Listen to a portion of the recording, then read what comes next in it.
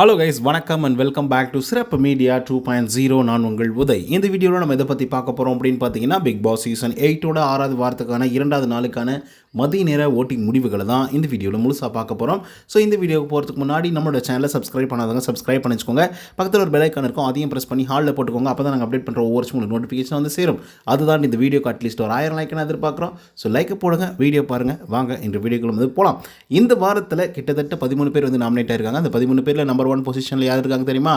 நம்மளுடைய சௌந்தர்யா அவர்கள் தான் வந்திருக்காங்க. அவங்க வாங்கிய ஓட்டுகளுடைய எண்ணிக்கை அப்படின்னு சொல்லி பார்க்கும்போது 30,017 ஓட்டுகளாகும். பர்சன்டேஜ் வைஸ் அப்படின்னு சொல்லி பார்க்கும்போது 26.35% காலை நேர முடிவின் போது வந்து இருந்தாங்க. பட் இப்போ வந்து பார்த்தீங்க அப்படின்னா 26.04% வந்து இருந்துட்டு இருக்காங்க. இவங்களுக்கு பர்சன்டேஜ் ஆஃப் ஓட்டிங்ஸ் அப்படிங்கிறது வந்து குறைஞ்சிட்டே வந்திருக்கு. இருந்தாலும் கூட வந்து நம்பர் 1 பொசிஷனில் இருக்காங்க. யாரும் தொடவே முடியாத இடத்துல வந்து இருந்துட்டு இருக்காங்க. இப்படியே போச்சு அப்படின்னா ஒரு ஸ்ட்ராங்கான கண்டஸ்டண்ட்டாக சௌந்தர்யா அவர்கள் வரதுக்கான எல்லா வாய்ப்புகளும் வந்து இருக்குது. அதுக்கடுத்த 2வது பொசிஷனில் நம்முடைய ஜெப்ரி அவர்கள் வந்து இருக்காரு. அவர் வாங்கிய ஓட்டுகளோட எண்ணிக்கை அப்படின்னு சொல்லி பார்க்கும்போது 17,337 வாக்குகள் வந்து வாங்கியிருக்காரு ஜெப்ரி அவர்கள். பர்சன்டேஜ் வைஸ் அப்படின்னு சொல்லி பார்க்கும்போது 15.17% காலை நேர முடிவின் போது வந்து இருந்தார். பட் இப்போ வந்து பார்த்தீங்க அப்படின்னா 15.04% வந்து இருந்துட்டு இருக்காரு ஜெப்ரி அவர்கள். ஸோ ஜெப்ரியை பொறுத்தவரையிலே நல்ல வாக்குகள், நல்ல பர்சன்டேஜ் அப்படின்லாம் வந்து சொல்லிட முடியாது. ஏன்னா இதுக்கு முன்னாடியே வந்து அதிகப்படியான வாக்குகள்லாம் வாங்கியிருந்தார். அதை விட கம்பேர் பண்ணும்போது இது வந்து நியூட்ரலாக தான் இருக்க தவிர பெருசாகவும் இல்லை அண்ட் கம்மியாகவும் இல்லை அப்படின்னு தான் வந்து சொல்லி ஆகணும். அதுக்கடுத்து 3வது பொசிஷனில் நம்முடைய தீபக் ப்ரோ வந்து இருக்கார். அவர் வாங்கிய ஓட்டுகளோட எண்ணிக்கை அப்படின்னு சொல்லி பார்க்கும்போது 15,141 ஓட்டுகளாகும். பர்சன்டேஜ் வைஸ் அப்படின்னு சொல்லி பார்க்கும்போது 13.08% காலை நேர முடிவின் போது வந்துருந்தாங்க. பட் இப்போ வந்து பார்த்தீங்க அப்படின்னா 13.13% வந்து இருந்துட்டு இருக்காரு நம்மளுடைய தீபக் ப்ரோ அவர்கள். ஸோ தீபக்கை பொறுத்த வரலையும் நல்ல வாக்குகள். ஜாக்லின் அவர்களை கேள்வி கேட்டதால் மட்டுமே இவ்வளோ வாக்குகள் வந்து விழுந்திருக்கு அண்ட் 3வது பொசிஷனுக்கு வந்து போயிருக்காப்புல. ஸோ இப்படியே போச்சு அப்படின்னா கண்டிப்பாக ஸ்ட்ராங்கான ஒரு கண்டஸ்டண்ட்டாக வருவாப்புல. அதுக்கடுத்த 4th பொசிஷனில் ஜாக்லின் அக்கா வந்திருக்காங்க. அவங்க வாங்கிய ஓட்டுகளோட எண்ணிக்கை அப்படின்னு சொல்லி பார்க்கும்போது 11,903 ஓட்டுகளாகும். பர்சன்டேஜ் வைஸ் அப்படின்னு சொல்லி பார்க்கும்போது 10.49% காலை நேர முடிவின் போது வந்து இருந்தார். பட் இப்போ வந்து பார்த்தீங்க அப்படின்னா 10.33% வந்து இருந்துட்டு இருக்காங்க ஜாக்லின் அவர்கள். ஜாக்லின் அவர்கள் பேக் டு த ட்ராக் மாதிரி வந்து ஃபஸ்ட்டு செகண்ட் வீக்லேருந்து எப்படி இருந்தாங்களோ அதே மாதிரி இப்போ வந்து டாமினண்ட்டாக வந்து இருந்துட்டு இருக்காங்க. ஸோ இப்படியே போச்சுன்னா வீட்டுக்குள்ளே பல பிரச்சனைகள் வெடிக்கும். இன்றைக்கே வந்து பார்த்தீங்கன்னா சௌந்தர்யா அவர்களுக்கும் ஜாக்லின் அவர்களுக்கும் முட்டிக்கிச்சு. பார்ப்போம் என்ன நடக்குது அப்படின்னு சொல்லிட்டு. அதுக்கடுத்த 5th பொசிஷனில் ரஞ்சித் அவர் வாங்கிய ஓட்டுகளோட எண்ணிக்கை 9,703 ஓட்டுகளாகும். பர்சன்டேஜ் வைஸ் அப்படின்னு சொல்லி பார்க்கும்போது 8.32% காலை நேர முடிவின் போது வந்து இருந்தார். பட் இப்போ வந்து பார்த்திங்க அப்படின்னா 8.42% வந்து இருந்துட்டு இருக்காரு நம்மளுடைய ரஞ்சித் அவர்கள். ரஞ்சித் அவர்கள் பர்ஃபார்மன்ஸ் பண்ணி பல நாட்கள் ஆனாலும் கூட அவருக்கான வாக்குகள் அப்படிங்கிறது வந்து அப்படியே ஸ்டாக்கில் வந்து வச்சுருக்காங்க அவருடைய ரசிகரை பொறுத்த வரையிலும். அதனால தான் இப்போ வரைக்குமே 5th பொசிஷனில் இருக்காப்புல. அதுக்கடுத்த 6th பொசிஷனில் சத்யா அவர்கள் வந்து இருக்காங்க. அவங்க வாங்கிய ஓட்டுகளுடைய எண்ணிக்கை 7,767 ஓட்டுகளாகும். பர்சன்டேஜ் வைஸ் அப்படின்னு சொல்லி பார்க்கும்போது 6.64% காலை நேர முடிவின் போது வந்து இருந்தார். பட் இப்போ வந்து பார்த்தீங்க அப்படின்னா 6.74% வந்து இருந்துட்டு இருக்காரு நம்மளுடைய சத்யா அவர்கள். ஸோ சத்யா அவர்களுக்கு காலை நேற்றுக்கு அப்படின்னு சொல்லி கம்பேர் பண்ணி பார்க்கும்போது 6.33%லேருந்து இப்போ 6.74% வந்து உயர்ந்திருக்காரு அப்படின்னு வந்து சொல்லலாம். அடுத்ததாக சத்யாவை தொடர்ந்து யார் இருக்காங்க அப்படின்னு பார்த்தீங்கன்னா நம்ம அவளோட எதிர்பார்த்த தர்ஷிகா அவர்கள் தான் வந்திருக்காங்க 7வது பொசிஷனில். அவங்க வாங்கிய ஓட்டுகளோட எண்ணிக்கை 7,344 ஓட்டுகளாகும். பர்சன்டேஜ் வைஸ் அப்படின்னு சொல்லி பார்க்கும்போது 6.28% காலை நேர முடிவின் போது வந்து இருந்தாங்க. பட் இப்போ வந்து பார்த்திங்க அப்படின்னா 6.37% வந்து இருந்துட்டு இருக்காங்க நம்மளுடைய தர்ஷிகா அவர்கள்.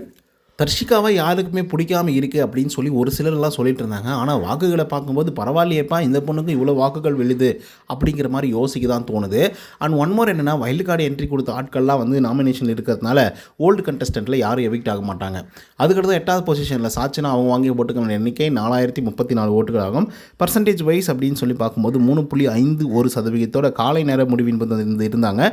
இப்போ 3.5% வந்து இருந்துட்டு இருக்காங்க சாட்சினா அவர்கள். ஸோ சாட்சினாவை பொறுத்தவரையிலும் நல்ல வாக்குகள் வாங்கியிருக்காங்க அப்படின்னு வந்து சொல்லலாம். ஏன்னா இதுக்கு முன்னாடி வாரங்களில் 2%, 2.5% அப்படின்னு சொல்லிட்டு தான் வந்து வாங்கிட்டு இருந்தாங்க. பட் இப்போ 3%, 3.5% வந்து வாங்கிட்டு இருக்காங்க. ஸோ அதுக்கான ரீசன் என்ன அப்படிங்கிறத லேட்டராக வந்து சொல்கிறேன். அதுக்கடுத்த 9வது பொசிஷனில் ராணுவ இருக்காப்புல. அவர் வாங்கிய ஓட்டுகளோட எண்ணிக்கை அப்படின்னு சொல்லி பார்க்கும்போது 3,920 ஓட்டுகளாகும். பர்சன்டேஜ் வைஸ் அப்படின்னு சொல்லி பார்க்கும்போது 3.32% காலை நேர முடிவின் போது வந்து இருந்தார். பட் இப்போ வந்து பார்த்திங்க அப்படின்னா 3.4% வந்து போயிருக்காப்புல கிட்டத்தட்ட ஒரு 100 வாக்குகள் மட்டும் தான் வித்தியாசமே இருக்குது சாச்சனா அவர்களை கீழே தள்ளுறதுக்கு நம்ம ராணவ் அவர்கள். ஸோ கூடிய விரைவில் அது கீழே தள்ளுவாரா இல்லை வந்து அதே இடத்துல இருப்பாரா அப்படிங்கிறத நம்ம பொறுத்துட்டு தான் பார்க்கணும்.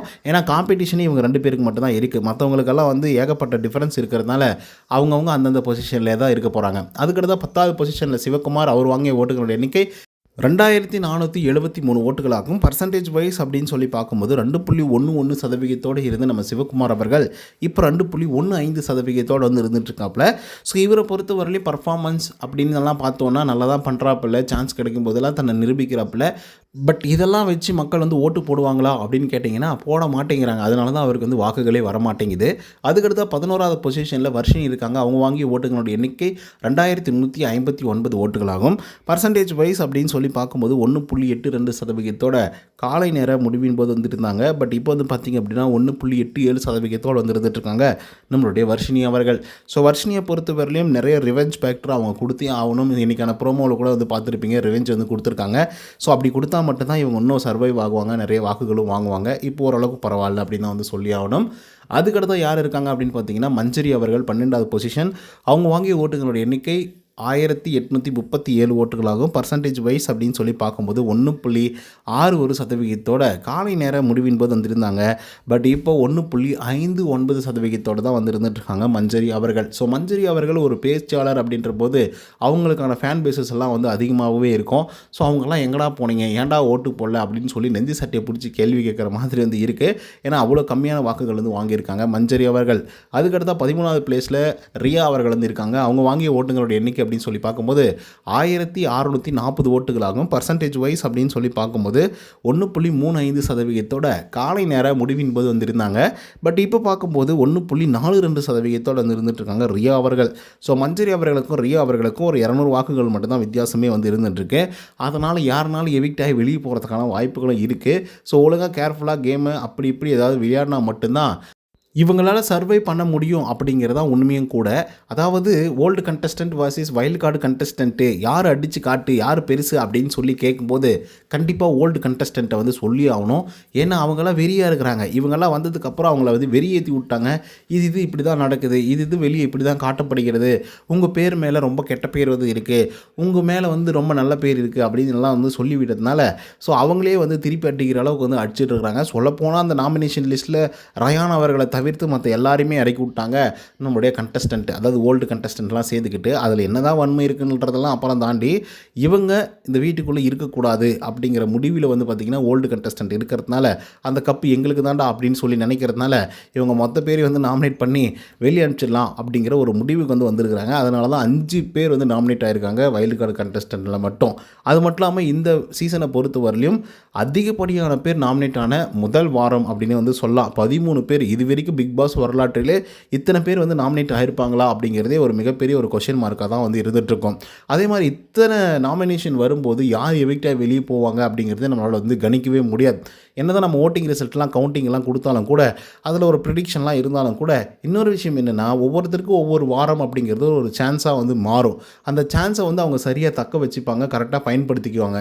இந்த மாதிரி 13 பேர் வந்து நாமினேஷனில் வைக்கும்போது யாரானாலும் எவிக்ட் பண்ணி வெளியே அனுப்பலாம் அப்படிங்கிற ஒரு சுச்சுவேஷனும் வந்து இருக்குது. அதே மாதிரி ஓட்டிங் வைஸும் வெளியே அனுப்பலாம், இல்லை சில பல ரெக்கமெண்டேஷன் மூலியமாகவும் வெளியே அனுப்பலாம். ஸோ இந்த மாதிரி பல விஷயங்கள் வந்து பார்த்திங்க அப்படின்னா இருக்கப்படுகிறது. இதனால் நமக்கே பிடிக்காத ஆட்களெல்லாம் வந்து பார்த்திங்கன்னா வீட்டுக்குள்ளே இருக்கிறதுக்கான வாய்ப்புகளும் இருக்குது. இப்போ லாஸ்ட் வீக்கில் வந்து சாச்சனா எவிக்டாக வெளியே போனால் நல்லாயிருக்கும், சுனிதா உள்ளே இருந்தால் நல்லாயிருக்கும் அப்படின்னு சொல்லிட்டு பல பேர் வந்து எதிர்பார்த்துட்டு இருந்தாங்க. ஆனால் சாச்சனா இப்போ உள்ளே இருக்கிறாங்க. அதே மாதிரி ஆர்ஜே ஆனந்தி அவர்கள் எவிக்டாக வெளியே போகணும்னு நினச்சாங்க, அவங்க உள்ளே இருக்கிறாங்க. சுனிதா அவர்கள் எவிக்டாக வெளியே போயிட்டாங்க. இந்த மாதிரி பல விஷயங்கள் வந்து நடக்கும். இதே மாதிரி 13 பேர் கொண்ட பட்டியல் வந்து இருக்கிறதுனால பிரச்சனை என்ன அப்படின்னு பார்த்தீங்க அப்படின்னா சும்மா இருக்கிற ஆட்கள்லாம் வெளியே போயிடுவாங்க. அதாவது இதுக்கு வரைக்கும் அவங்களுக்கு வந்து மிகப்பெரிய சான்ஸே வந்து கிடச்சிருக்காது. ஸோ அந்த ஆட்கள்லாம் எவிக்ட் ஆகி வெளியே போகிறதுக்கான வாய்ப்புகள் இருக்குது. ஆல்ரெடி நம்ம ஃபிக்ஸ் பண்ணி இவங்க எல்லாம் எவிக்ட் ஆகி வெளியே போகணும் அப்படின்னு நினச்ச ஆட்கள்லாம் வெளியே போகாமல் சேஃபர் ஜோனுக்கு வந்து போயிடுவாங்க. ஸோ அதன் காரணமாக 13 பேர் கொண்ட பட்டியலை கொடுக்கணுமா அப்படிங்கிற கேள்வி வந்து இருக்குது. ஏன் அப்படி சொல்கிறேன்னா இதுக்கு முன்னாடி பிக் பாஸ்ல எல்லாம் வந்து நாமினேஷன் பட்டியலில் 3 ஓட்டுகள் போட்டால் தான் வந்து பார்த்திங்கன்னா சில நேரங்கள் வந்து எடுத்துப்பாங்க. சில நேரங்கள் 2 ஓட்டுகள் இருந்தாவே நாமினேஷன் எடுத்துப்பாங்க. சில நேரங்கள்ல 3 ஓட்டுகள் இருந்தால் தான் எடுத்துப்பாங்க அப்படிங்கிற மாதிரி ஒரு சிச்சுவேஷன் வந்து வரும். ஸோ அதனால தான் ஒவ்வொரு வாரமும் 6 பேர், 7 பேர், 8 பேர், மேக்ஸிமம் 8 பேர் மட்டும்தான் நாமினேஷன்லேயே வருவாங்க. பட் இந்த சீசனை பொறுத்த வரலையும் 13 பேர், 10 பேர், 11 பேர் அப்படின்னு சொல்லிட்டு மாறி மாறி வந்து வந்துட்டுருக்காங்க. மேபி இதுக்கான ரீசன் என்னவா இருக்கும் அப்படிங்கிறத நீங்களே கமெண்ட்டில் வந்து பதிவு பண்ணுங்கள். அதே மாதிரி இந்த 13 பேர் கொண்ட பட்டியலில் நீங்கள் யாருக்கு ஓட் பண்ணீங்க அப்படிங்கிறதையும் கமெண்ட்டில் பதிவு பண்ணிங்க அப்படின்னா நீங்கள் யாருக்கு சப்போர்ட் பண்ணுறீங்க அப்படிங்கிறதையும் தெரிஞ்சுப்பேன். ஸோ இதே மாதிரி பிக் பாஸோட அப்டேட்ஸ்லாம் நீங்கள் தெரிஞ்சுக்கணும் அப்படின்னு நினச்சிங்கன்னா நம்மளுடைய சிறப்பு மீடியா சேனலை சப்ஸ்கிரைப் பண்ணாதவங்க சப்ஸ்கிரைப் பண்ணிவிட்டு லைக்கை போட்டு வீடியோ பாருங்கள். நன்றி, வணக்கம்.